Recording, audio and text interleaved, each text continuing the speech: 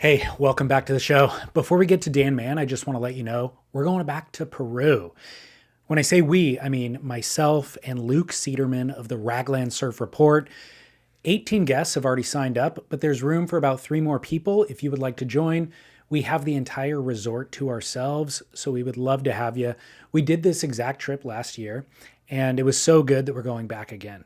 Chicama Boutique Hotel is where we're staying. It's regarded as the nicest hotel in all of northern Peru. It sits perched up on a hill overlooking the wave.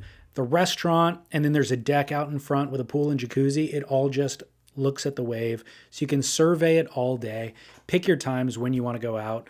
Our package includes all meals and even boat service in the lineup. They literally pick you up on the beach, take you, drop you off at the top of the point. They'll even retrieve you after you get your waves. As you know, Chicama is one of the longest lefts in the world, so that is super helpful. If you would like to join me, Luke Cederman, and 18 like-minded listeners, it is going to be August 22nd through the 29th. You can find pricing and details at surfsplendorpodcast.com or reach out directly to waterwaystravel.com. They're the ultimate surf travel concierge since 1994. They'll help you score anywhere you want to go in the world, but they're the ones who help us put these trips together. So thank you, Waterways Travel. Please, I hope you can join. We have such a good time on these trips. And on to today's show with our guest, Dan Mann. Dan's been making surfboards in San Diego for 30 years. But it wasn't until 2017 when footage hit the internet of Kelly Slater riding Dan Mann surfboards in a free surf at Lowers that his name really made resonance throughout the surf world. In these past 9 years, Kelly has certainly experimented with a lot of other shapers, surfboards, but it is safe to say that during that time, Dan has actually built more boards for Kelly than anyone else on the planet. And while that's certainly been a boon for Dan, it's unfortunate that his name cannot be mentioned without Kelly's in the same sentence because it kind of undermines how he got here and the previous 20 years of work and various roles in the industry that Dan has slogged through, navigated, and ultimately succeeded in. He's worked in every position in the surfboard factory. He's been a business owner. He's exited businesses, he's scaled up and down, all while keeping a full commitment to his own surfing and prone paddling and a pursuit of new materials that will ultimately improve your surf experience and extend the freshness of a new surfboard. So that is what I aim to unpack here today. Of course, it wouldn't be possible without support from Real Water Sports, Surfrider Foundation, and Veyer Watches.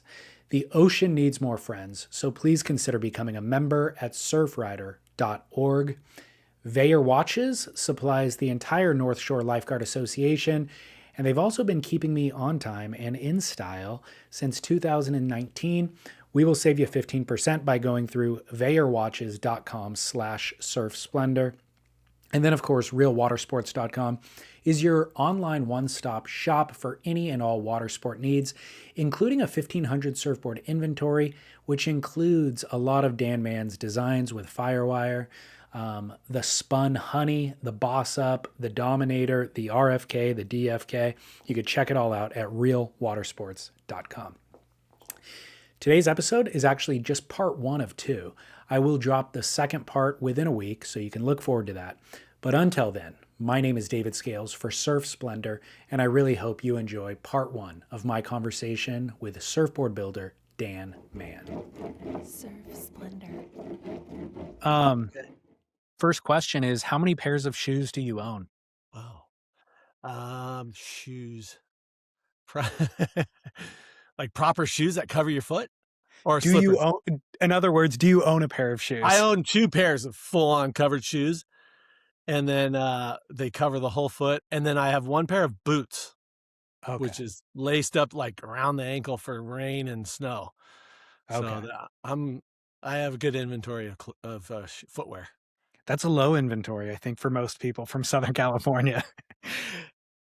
What's the footless philosophy or shoeless philosophy? Well, I have a great inventory of slippers though, like the local slippers and everything like that. The whole thinking behind it is it actually Well, gosh, I was a little kid on Maui and in Lahaina, and it was like a badge of courage if you could walk across on the asphalt barefoot, and not have howly feet. So that was that's where kind of like anything to do with identifying as a barefooted person that started at a young age. But the as I've what happened is in the early 2000 late 1990s and early 2000s, I was just working like a maniac shaping boards, and part of the outfall from that was in the 20 like '08, well, starting in '03 all the way through 2014, I had the incredible back problems.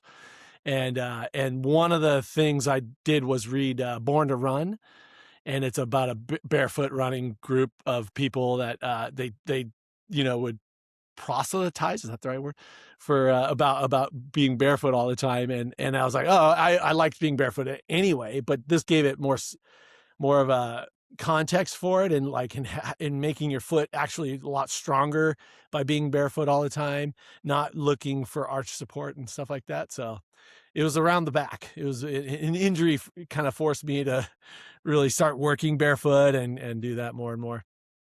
So have you noticed the benefits of it? I think so. My feet, I think so. The premise of their deal, of their reasons for why we should be more barefoot, is to not have the support of all the arch support and shoe systems, and to toughen up your feet, and that we were born to run barefooted. And it's genetically, his case was that we were designed to be hard on our feet and to use them hard and make them strong. Therefore, the rest of your body will be strong. And I have noticed that. I think I've noticed that it's been helping. I also sleep on hard floor surface, so because of my back, just no, not much cushion. A couple yoga mats.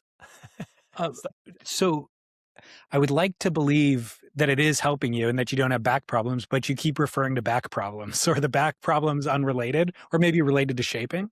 No, I think it was over repetitive movement is what kind of set it off.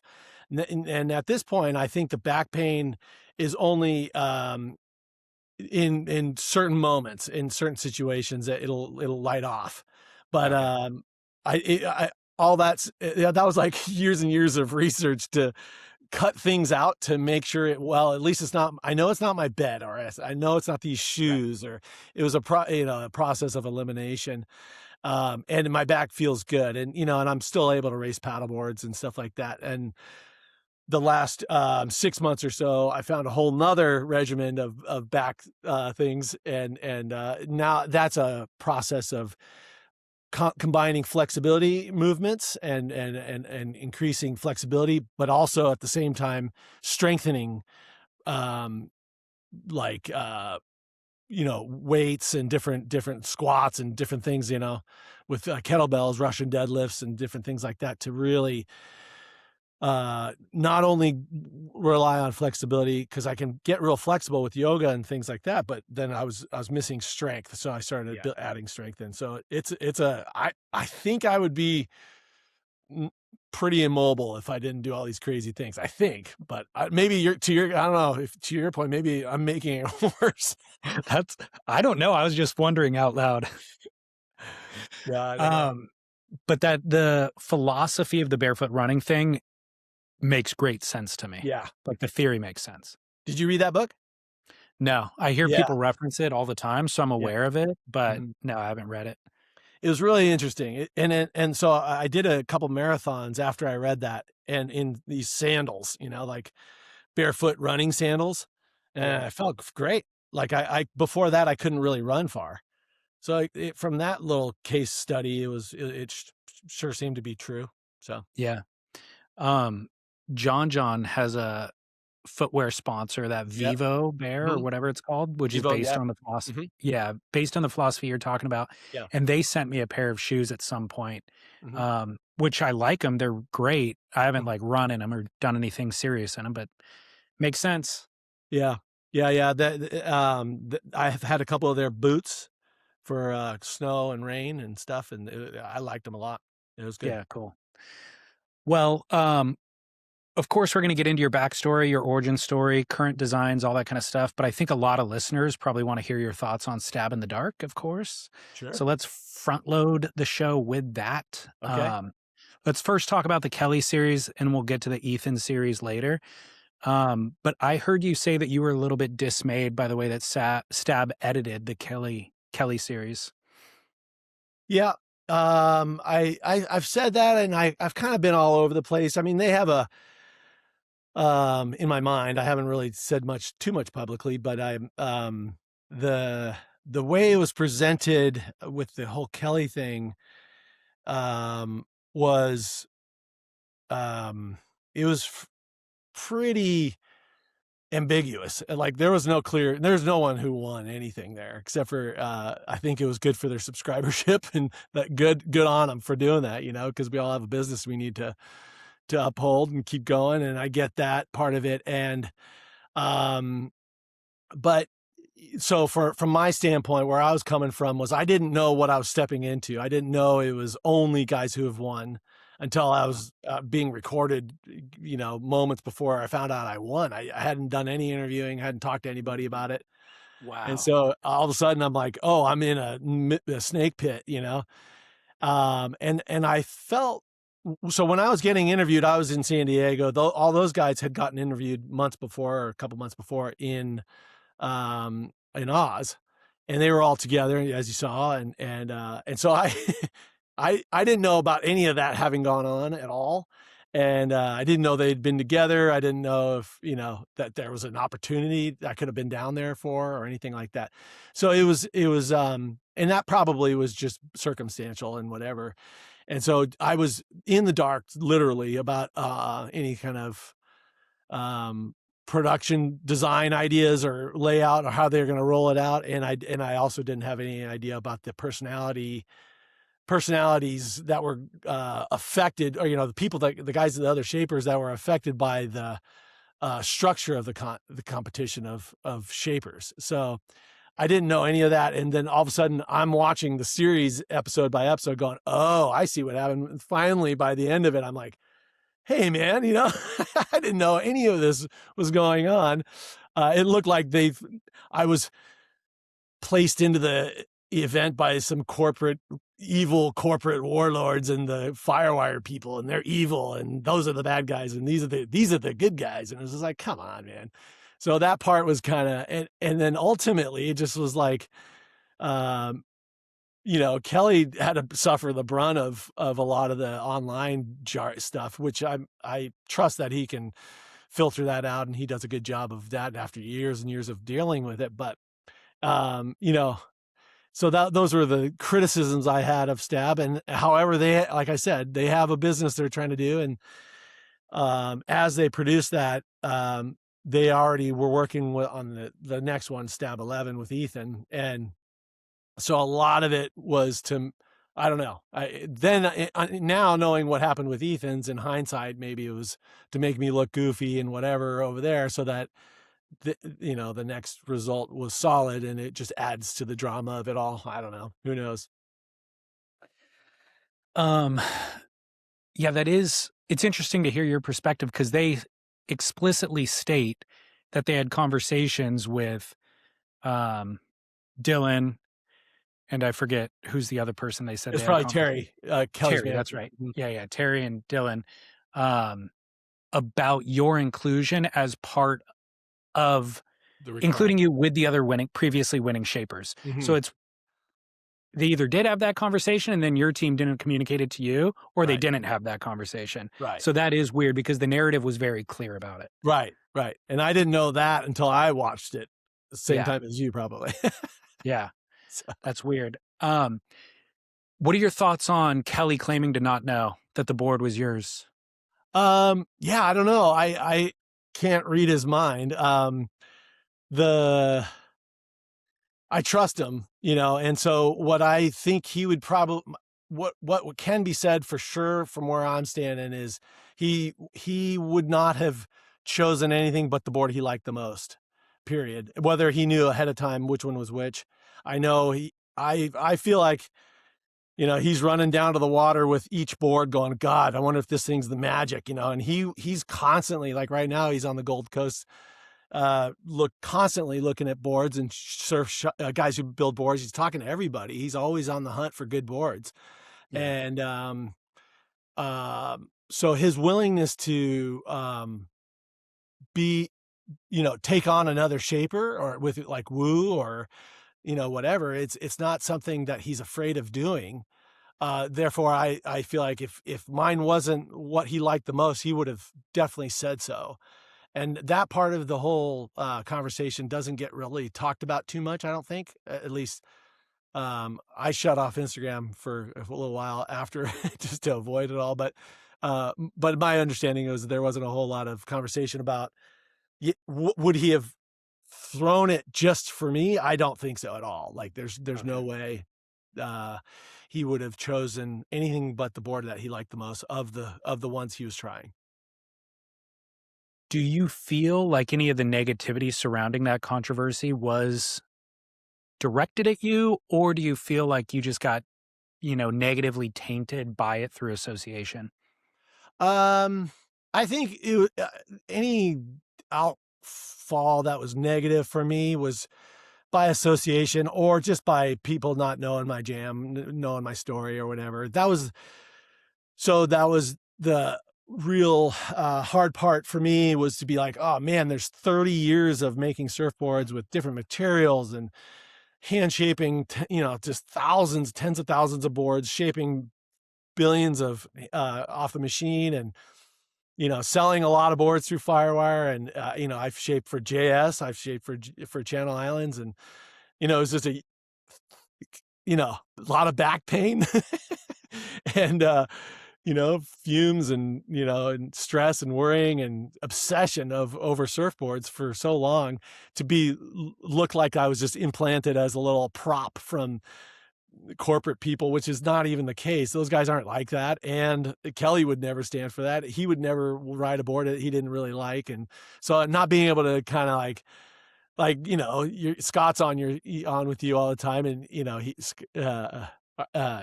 so like just being able to like have the support. I saw a clip that you guys did with Bass, and it was like, he knows my backstory quite well, and he's very supportive about it all, and I appreciate it so much. But to not have that sort of even mentioned within the stab layout rollout was difficult.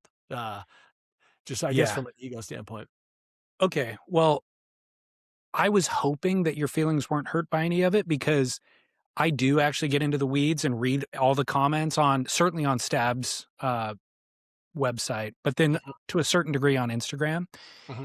And the way that I read it all was zero animosity towards you. Mm. In fact, and recently, I've seen a lot of people advocating for you in the way that Scott Bass did as well. People saying like, we owe Dan Mann an apology, I think was one of the recent comments.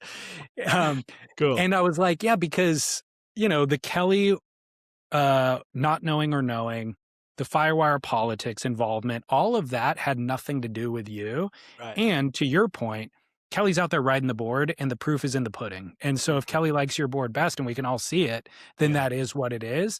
It's unfortunate if you got caught up in it. But I think my comment back to Scott at some point was, I feel like you're actually the right guy for this job, because you almost seem like you're happy no matter what, or you're at least positive no matter what. And I could see it wearing on somebody else a little more heavily. So I'm actually a little bit surprised to hear that your feelings were a little bit bothered by it, because I thought you were maybe just not paying attention, or maybe just, no, I appreciate you saying that. And that brings up more of the human factor of what's going on in this. If you zoom out a little bit, as human beings and monkeys running around on the planet here, what's going on. And and so for me if I said I wasn't affected, and I was just happy-go-lucky skipping through the tulips, the whole time, that would be a total lie. And it gave me, but I will say, and I appreciate, even as it was happening, as I was watching it, I didn't like it right away. I was like, oh man, I wanted to be, the winner and feel great about having won. I wanted to be recognized for my work I'd been doing for the last, whole lifetime of working on surfboards. But that didn't come, and it's been in a large part been made up for with Ethan's thing. But but I needed to have that happen so that I did do the work of what you kind of alluded to, was being someone who could transcend. There's a poem called "If," and it's like you take a tragedy or a huge victory, a triumph or a tragedy, and you treat those two imposters the same. And that's what I was like, okay, I got to get there. And I could take the shortcut and get a little victory with Ethan's. Was a victory-ish kind of a thing for me personally, to like help me get out of the feeling not happy about the result from Kelly's. But on a human level, I needed to go through that. It's the hero's journey factor of, going through the muck and transcending it and using it as a way to make yourself a more in tuned person, more, just a emotionally stronger, more emotionally mature person. And so like, it was that, and I was Scott again, in that clip, he says, Dan's got a 30,000 foot view from or something like that. And I was like, I'm glad that you guys think that about me. And I do stumble every once in a while, and I get caught up in the ego and caught up in the competitiveness, and people, my peers or whatever, saying negative things that they don't know the story of, is definitely affects me. And I try real hard to not let it affect me and try to get above it. Well, if you can remove your personal emotions to it, I think it's good for business. Like, oh yeah, like you said, 30 years of shaping the JSs and channel islands and laminating and working in all these different aspects. And yet I feel like more people know your name in the past 7 months than those 30 years combined up until that point. Fully. And so there's no way to measure that value, I guess, other than, have you gotten more custom board orders in the last 7 months? Yeah, for sure. Has it affected your business, Yeah. So customs are, so far I've because of the nature of, there's a couple different ways I could answer that, but yeah, the interest in my boards and my shaping and me as a surfboard builder, definitely that's measurably, upticked since all this has happened, for sure. And so I don't measure it by number of customs, because I try not to do a whole lot of customs, because they're just such a pain. But Gotcha. but like I do a few through ropers, and it's never hard to put a few in their racks. So that part I'm grateful for. And it's also, right now it's smart business for me to just kind of, have conversations like this with you and hear what's going on, and to let things settle and see what's happening, and to build, because it'd be really easy to go out and start making a bunch of boards that won't sell. And I don't want to do that. And I don't want to get caught up in the more thing and create, I'd rather have it be a little bit more demand that's not fulfilled than creating too many boards that people don't want, you know what I mean? So. Well, maybe that answers this question, but I was going to ask you why you don't have a website, and what is your philosophy on managing intake of customs? So, good friends and my own, and my, like my sons and my, family, I do those at my shop. And so you don't need a website for those people, they'll just text. But, so what I've been wanting, what I wanted to do and want to do, moving forward, cause I am moving in that direction of having the website, being able to order online, boards. I don't want to do it and have it be a pain in the ass. I don't want to do it in any way other than really well. My son's been helping me, and if he gets more involved and is able to support on the back end of things, and help, I mean, just little things, I processing orders, and the administrative side of it is something I'm terrible at. And that's why the relationship with me and Firewire has been so great, man. They can handle all the marketing, all the distribution, sales, and I can come in as the support guy and cheerleader.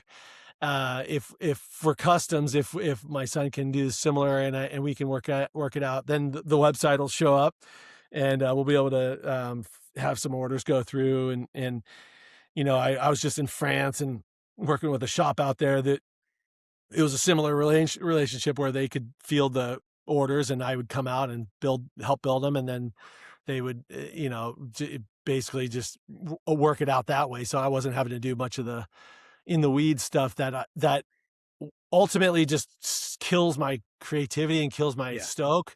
And so I was like, okay, if I can do the next evolution of having the website and having custom orders filled timely, they're unique boards, they're high end and real high quality and making people really stoked, and it's without a headache, then I'm definitely going to do that. But that's where we're headed.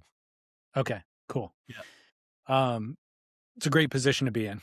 Yeah, no, I mean, I was on the other side of it for a long time. So, okay, well, let's work our way to that part of the conversation. Let's start with, where did you grow up and how were you introduced to surfing? Yeah. Well, my first, like almost 11 years, I grew up on Maui in Lahaina, and I was introduced to surfing there with my dad. My dad was heavily involved with the ocean, and he was in the Navy with he was a frogman back in the day. So he was introduced to the surfing in the early 60s, and had got a Hobie and had all, he was just in it right away, right when he got in the Navy. He loved it. And so I grew up with him kind of like showing me, different parts of surf, not only surfing, but outrigger canoes and being in the ocean in general, swimming. He was a big swimmer. So all that happened in Lahaina on Maui was my first 11 years. And then the next, I spent a small amount of time on the East Coast. Actually, my dad was in the restaurant business, so we lived out there for a little while. But then from 85, so when I was like 13, when I was about 13 and a half, we moved to San Diego. And San Diego is where I really spent most of my life. And surfing life was all surfing. I was just obsessed, loved it. Thought for sure I'd be pro. I wasn't even close. And so why not? What thwarted your pro plans? I think just general skill, man. In the contest just were just awful. I hated the contest. I didn't have thick enough skin and perseverance. Yeah. And I did have a little bit of luck. I did some longboard contests on the Bud Pro Tour. And so I actually did do a couple events with riding Rusty surfboards, and Stu Kenson was shaping those.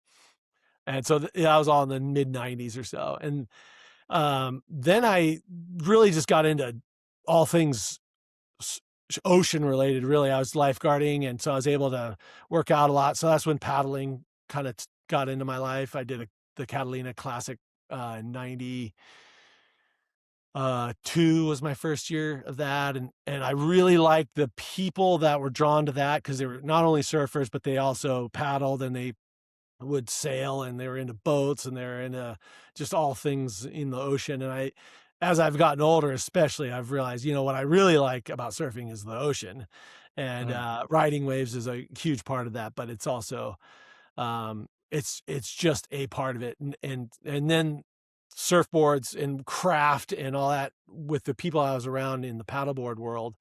I met Dale Velzy and Mike Eaton, and they really got my interest peaked in making surfboards.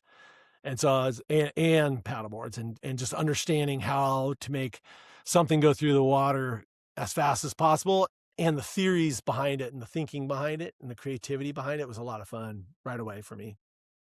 How'd you meet Velzy? Oh man. So he was just into paddling. He would show up. We put on this paddleboard race that goes around Coronado called the Loop, and it was 97. But I think even before that, like 95 or 6, he would be at the end of the Catalina Classic at Manhattan Beach Pier. He'd be sitting there, watch all the finishers at the end of August. And I think I met him at the beach. He gave me a big fat hug right when I finished the Catalina. Amazing. So you, talking about Eaton and Velzy introduced you to board building. Mm-hmm. Were you inclined to manufacture things with your hands? Were you good with your hands and working? Or was there something not being built that you were trying to achieve, and that's why you got into building?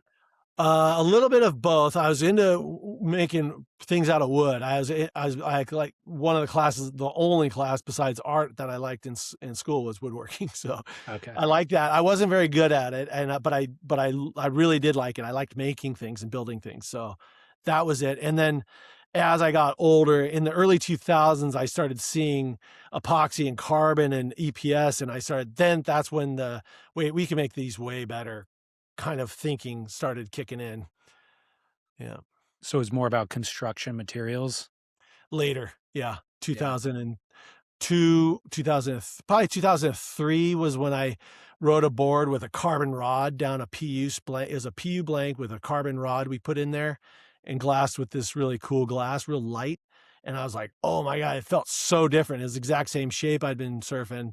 And that's what really lit me up for feeling how a shape could change as a result of the materials that you use to build that shape, if that makes sense. Did you just like bore out the PU foam? Yeah, we just routed it in, basically like a fin box would be routed out. We just routed it out and stuck it in there, laminated it in, and then glassed over it, filled it and glassed it. Crazy. What did your parents expect of you or want you to do professionally, and what'd you study in school? So they were very hands off about that. They insisted I do go to school. So I went to I grinded out. I was terrible at school. I grinded out through high school. Luckily, I had surfing, and so as long as I had C's, my parents would help me go surf and whatever, and let me surf.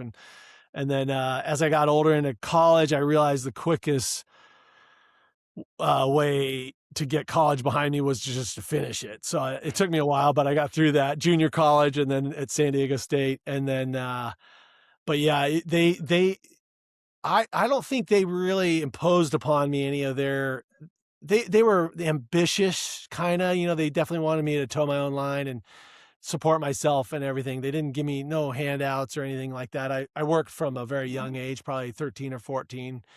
I worked and supported myself other than I stayed at their house and rent, saved me on rent. And, but yeah, they were very supportive of whatever I wanted to do. And I think I was the one who knew I wanted to have my own business from a young age. But I also saw my dad working all the time at the restaurants when everyone else was not working, weekends and holidays and nighttime. And I don't want to do that though. So then manufacturing as a whole came to mind, and I started looking at different options for that. And then it was like, duh, it's sitting right in front of me. Why don't I make surfboards? And then the service side of answering the phone and being on top of it and making a deadline. I'll have your board ready for you in 4 weeks, and that kind of thing became my way in too, because guys would take a chance on a newer shaper that was hungry and showed up on time and answered the phone if they couldn't get a hold of the gurus, so. Right. Yeah. So, was there anybody that mentored you in terms of the actual technique and the tools and all that sort of thing? And then also, at what point did you start laminating? Okay, so definitely mentored. I felt very supported by Mike Eaton, as I mentioned. He was in San Diego, right near my house, and then Stu Kenson was making my boards at Rusty, and so I was riding for Rusty at the time, and so I would be able to watch Stu in the shaping room just bang out boards, and both he and Eaton made everything. Eaton was making Pete Townsend boards, still tiny little things, and he's making guns for Hawaii. He was making paddle boards. He's making long boards. He had zingers, all these rad bottom contours. Stu was sort of the same. He was deeply affected by the Campbell Brothers Bonzers and different things along those lines, and longboarding, super high performance longboards with Stewart. And so Stu was all over the place, just loved surfing, shortboards and longboards. And Stu would let me use his shaping room. And so I was just in that room he would have so many templates and so many tools to be able to make all the different kinds of boards that were fun for him to experiment with. And so I was that was my first time in actually shaping, was in his room.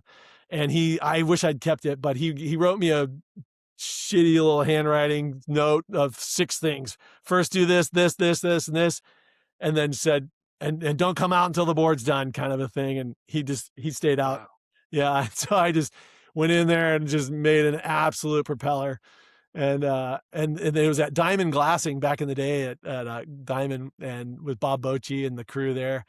And, so I had some critique phone calls that came in. Hey, look at that. Which rail do you like better? And so I had a lot, and I deserved it, because they weren't, like I said, I'm a slow learner, I think, and so I just persisted, but the idea of that range of boards, the different styles and different materials and all that stuff was set into me pretty early from those guys.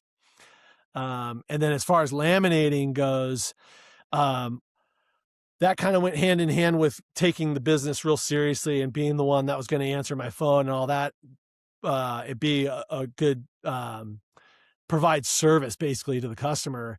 What that included in my head, a natural progression from that in the late 90s, was to go and own my own glass shop. So, because I would find myself calling up the glass shop and then saying, yeah, it's going to be done in 2 weeks. And I'd tell my customers, okay, it's going to take me a week to shape it. It'll be done in 3 weeks. And it would never be that, So I was like, okay, I want to own my own business. I had a young family, and the perfect storm happened, and I just went for it and bought a shop in San Diego in 2001. And then, like a week into it, I'm like, holy crap, I don't know anything about the procedures and steps and why, and you do this, you don't ever do that, and all those types of things, until I was like, wow, I was already in it. And so I had to, like, again, like college, the only way out was through. So I had to just really hunker down. And Scott Anderson up at Channel Islands in early 2002 gave me a chance to glass Channel Islands. So the glass shop, we got Channel Islands and Rusty all in one day. And so the glass shop started being its own machine, and it started really running well and smooth. So then I could experiment. I immediately wanted to get into the other things. So late 2002, early 2003, that's when I started laminating, I would say, because I liked working with epoxy, mostly because it was slow or sun cure, and it would go off only when I wanted it to. And that was my biggest problem with regular. I couldn't understand how those dudes, the best guys, would just pour a bead, and then, right when they do the last tuck of the lap, bing, it goes off. And like, how do you do that? I could never figure that out. So, so 2003 is when I started laminating.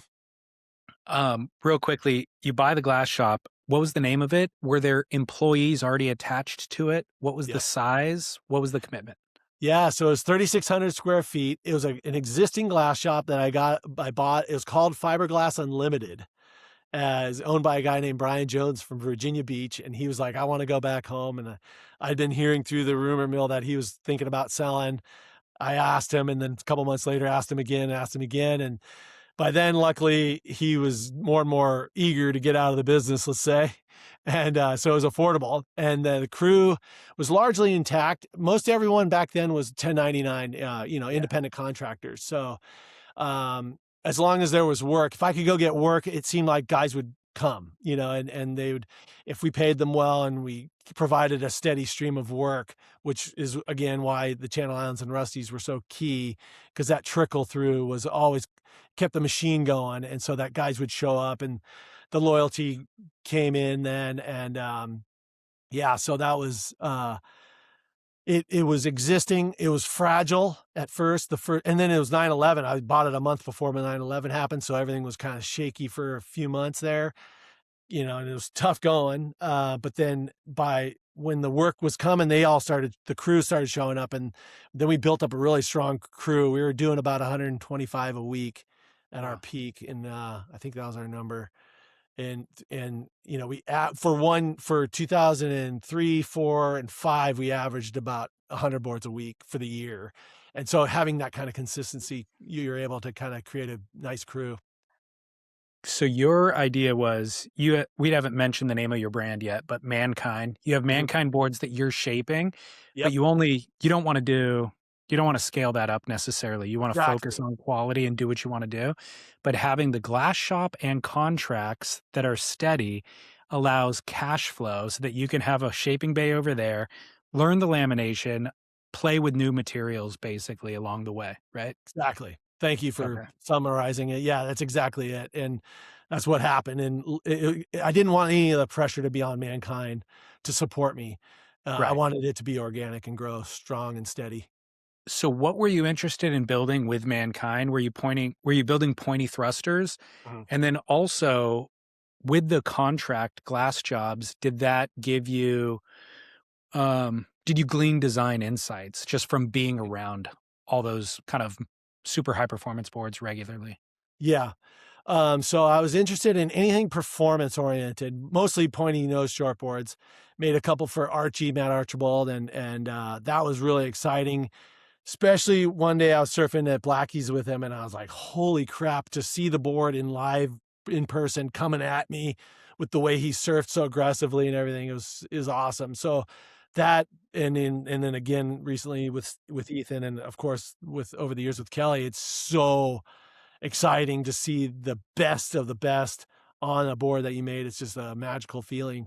So I've always been towards that, but then also on the longboard and like glider side of things, I make these big longboards that are really light, pointy nose, but glidery-ish, Mm. 11 footers, 9.6s, but I make them really light quads. So it's not a longboard, but it's so anywhere I go in the length of the board, and my paddle boards are 17, 18 feet. Wherever I am and building those things, I want the performance and the speed and the relationship of the user with the board to be really heightened and really high on the high performance side of it, not a slow thing. I'm always chasing speed. Um, but yeah, and then as far as like gleaning, not yeah, I mean, is like it's funny and kind of silly to say, but we'd unload and load, hundreds of boards, go pick them up in Santa Barbara, drive them back on Tuesday, load them up, and then just feeling that many boards and seeing that many boards and feeling the rails and the tuck and the way, like with JS, and that was more like 2010, 11 or 12, just the way the rails would come from the midpoint back into the edge of the tail and watching and seeing the variations per the design and per the shaper of all those little design aspects was super interesting, super eye-opening. And then I would order boards from those guys and surf them. And then I would say, guys, this isn't that exciting. I don't know what features why do they do all this if this doesn't really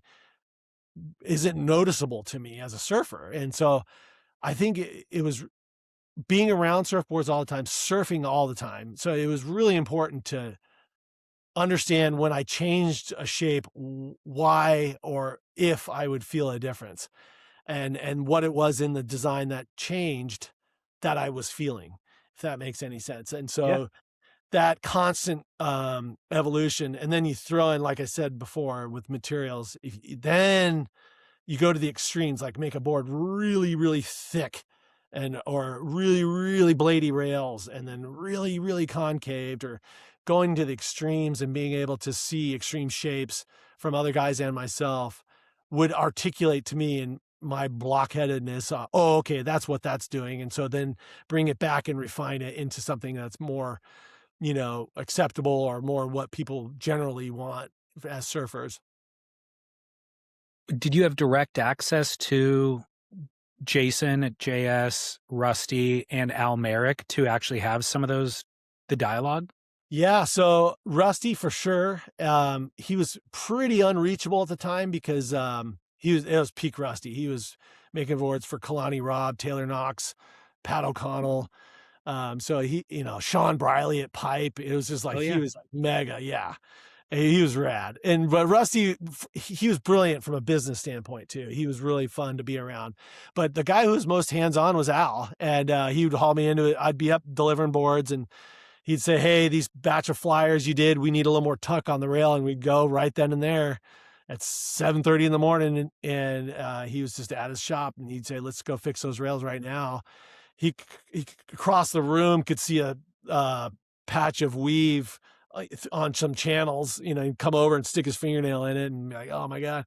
So hands on, it wasn't a whole lot of like daily communication and interaction with Al, but it was very meaningful, and he was very deliberate about it. He was very intentional to make me better because it would help him be better. And it was for the small window that I worked, it was only about 3 years that we worked together, but it was very, very helpful. As far as Jason goes, I was cleaning up shapes that for Stu Kenson, who had worked with Jason directly on his process.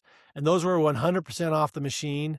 And that was Jason's step-by-step was nope, you have to do it this way. And it was very deliberate. And Al wanted the final product to be what he wanted. Jason wanted you the same thing. And he wanted you to use this tool, then this tool, then this tool, and do it this way, this way, this way. And then the noses are going to look like that. Jason's aesthetics were as on point, and still are to me, as an aesthetic of the such a good looking shape, and such a great distribution of foam, the foils and the rails, the way the rails feel and the way the noses look and the rack, all those little aesthetics. At the end of the day, the machines are doing all the hard things, so we make the aesthetics at the final touch. The more that's becoming more of an emphasis because the contours are perfect, coming off the machine. So yeah. Well, talking about ordering some of those boards that you were working with and writing them yourself, and not necessarily connecting with some of them, from my perspective, but I'd love to hear yours, is just that not everything is for everybody. Yeah. And so some Ethan Ewing is going to take, sample 12 of them, but there's going to be one that resonates with him more than the others. But that's not going to be true for Kanoa. That's not going to be true for Seth Moniz. So I understand, obviously, how models are developed and why shapers do develop those specific thumbprint of their own of why they do it that way.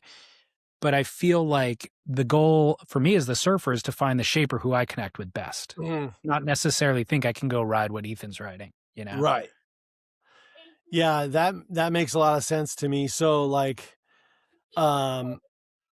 that would the thing that comes to mind when you say all of that for me is that's what we're always trying to, I feel like I'm always trying to do as a shaper, is to find the part of the design that makes the most sense to the most number of people when I'm making a stock board. But I just made a custom for a guy, a little 6'6" mini step up. He's a bigger dude. And to talk to him, know where he's going to surf, know him, we were able to make something so specific and so cool. And then if you take that same relationship or same kind of interaction that I have with a good friend of mine named Chris, we and my son also, we do really crazy shapes together, and we should ride the same board. And so when we're tuning in something or tuning in an idea, even like a side cut, really weird shape or really weird fins, that interaction, you can get really far out and still have it feel like a good surfboard to us. But to your point, people come in with their prejudices or their preconceived ideas of what they want from a surfboard. And as a guy who's going to make them their board, it's up to me to take my prejudices away and hear what they want and to take the knowledge that I have from some hits and misses over the years to fill the needs that they want, Yeah. So, well, then there's the ineffable part, which is once I'm engaged in that process with you of communicating that much, I'm invested. Yeah. And so once you give me the board, I already like it at that point because there's so much sentimental attachment. Right. And I think that I'm not saying that I think it's actually valuable. I think the sentimental attachment makes me like the board more, but I think the board in turn performs better because there's so much investment on both sides. Entirely opposite of just going and buying something off the rack, which which isn't a bad thing either. I mean, that's necessary at times. But I Sure. think that that unmeasurable part that is the sentimental attachment is one of my favorite parts. Like that's Yeah. almost how all my boards come nowadays. Cool. Yeah. No, it's not tangible. You can't say what the juju magic of that is on any Yeah. given board, but yeah, those, and that's where you know, as I think that's the beauty of surfing and surfboards is that we're constantly chasing. It's just that board that you're talking about with, that's a result of a good interaction and a good relationship with a shaper. It's just like getting a good wave. It's like you got to go Yeah. sit out there. You got to pick through the bad ones and hope for the good ones and be there and constantly be on the game to be able to receive the rewards, you know?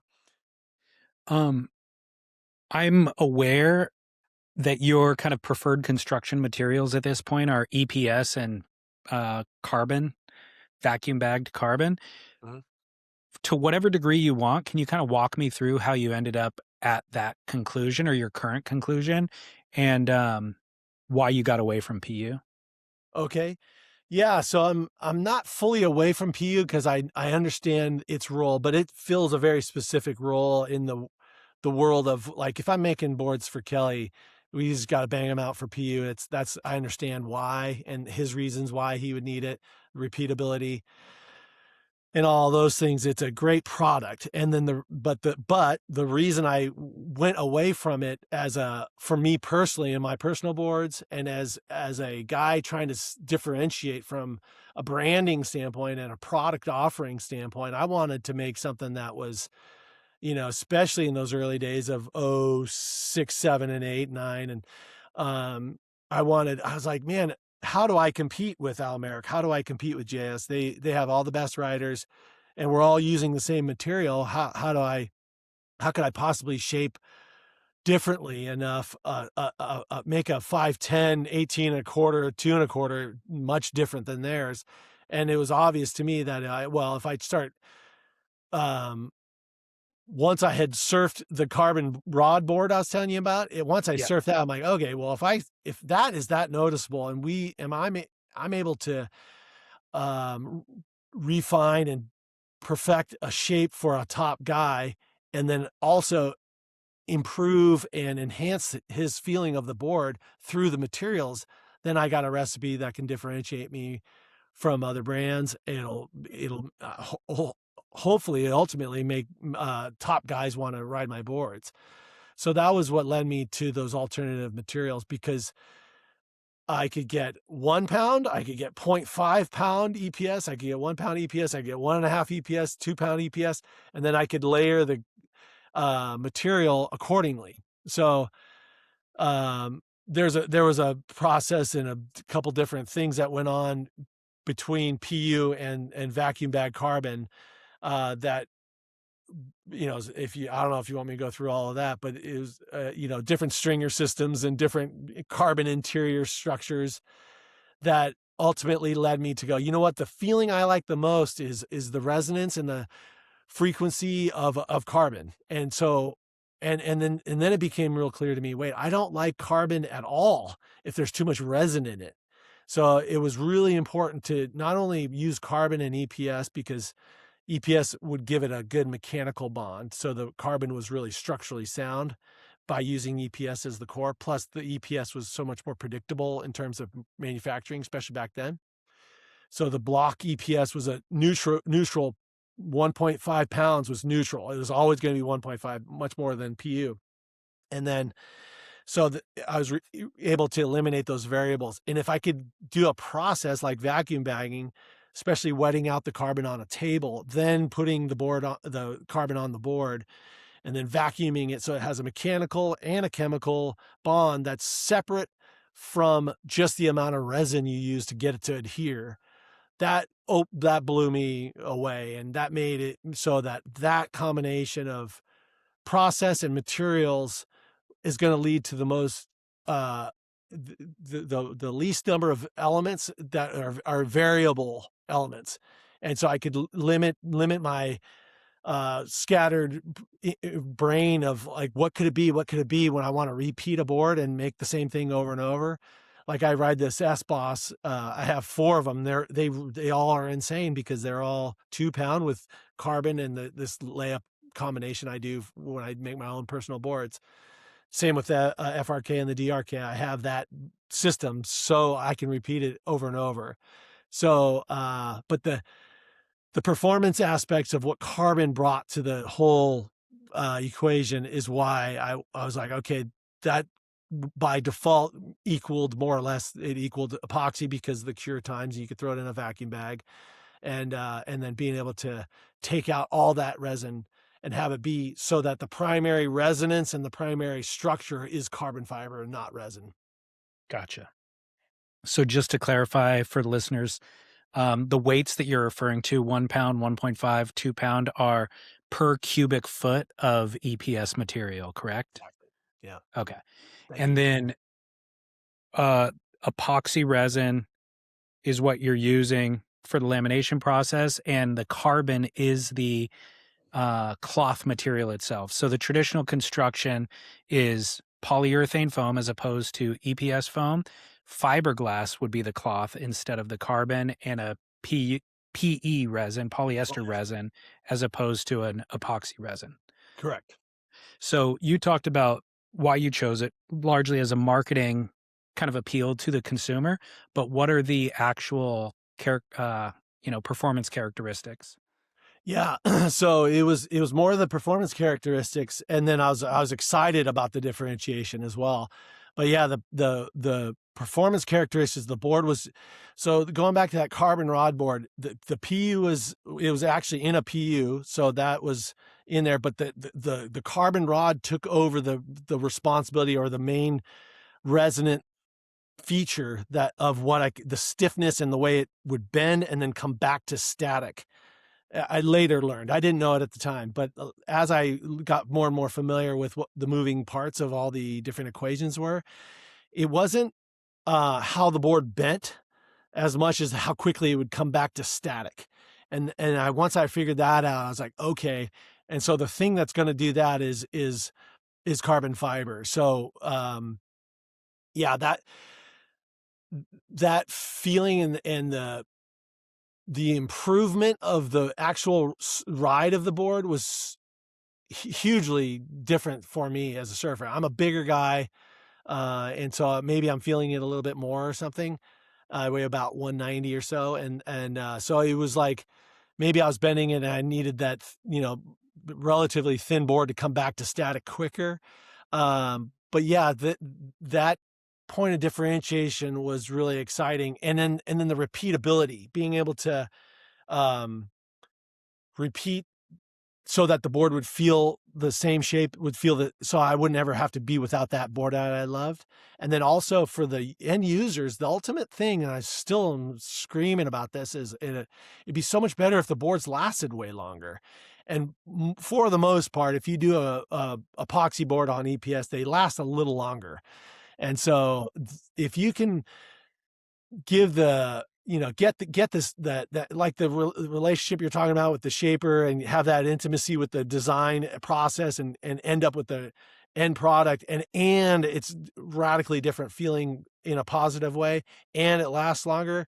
That's sort of the ultimate thing for, as a surfer, that I'd be looking for from a board if I didn't make them, Well, yeah, and the lasting longer, it's not just the total lifespan of the board, it's the return to static that you're talking about for an extended period of time. Yep. It's not So dead.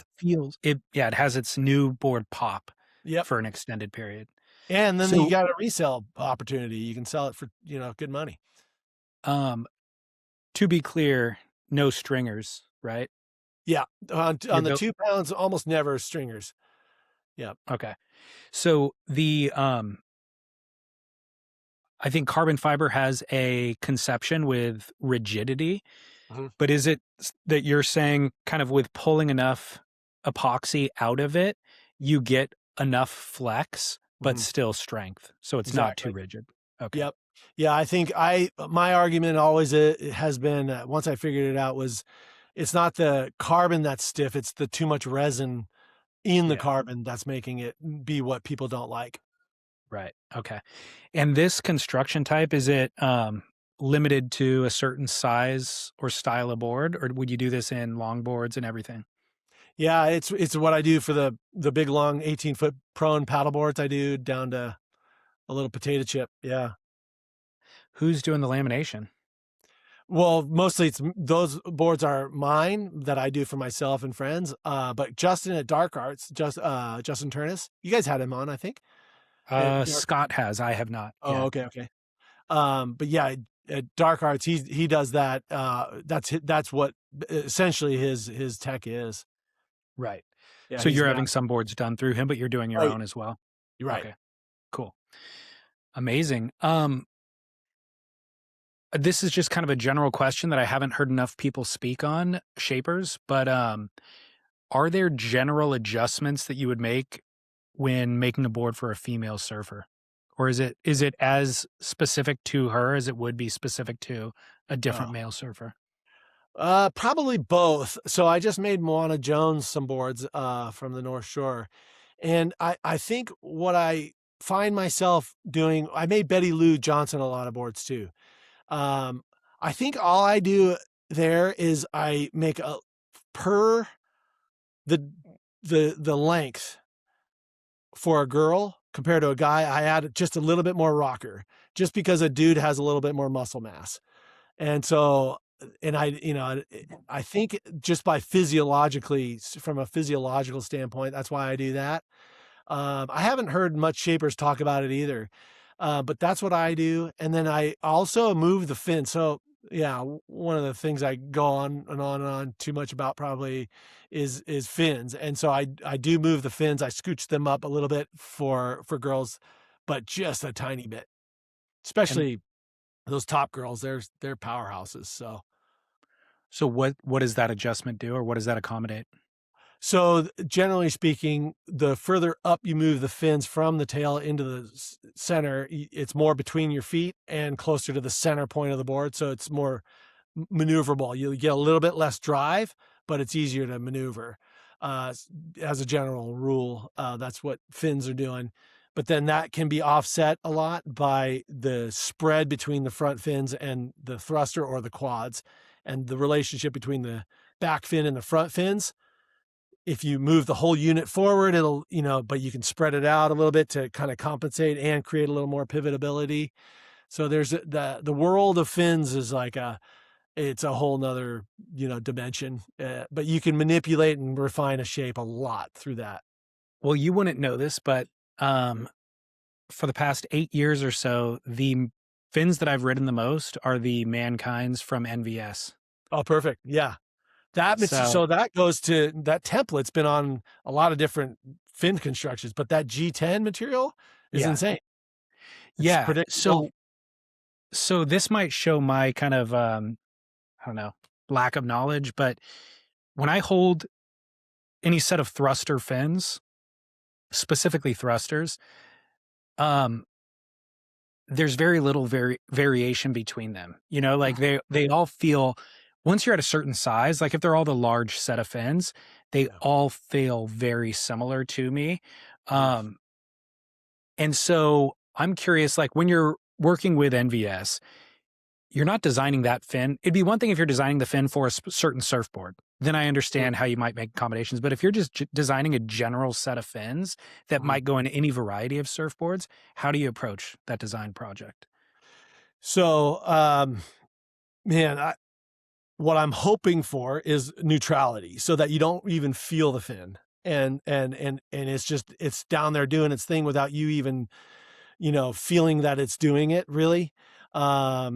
So I mean, honestly, I think when I first did that template, I just took the front curve of a fin I liked, the back curve of another fin I liked, and then I just really liked the tip to have a certain look to it. And so I just blended all those, and I I looked at them. Well, it's not that different than, you name it, any kind of semi-raked out fin. It's really close to the Rusty. It's really close to the AM2s. It's really close. So, I mean, the point of differentiation is pretty small. And I totally agree with that. But again, going back to materials and the way the materials change the shape, a predictable fiberglass CNC'd fin, or that in your case, what you're talking about, the NVS, that's a G10, which is slightly different, but mostly a fiberglass. It's a really hard epoxy instead of polyester resin that lay up the fibers of the sandwich to shape the CNC foil out of.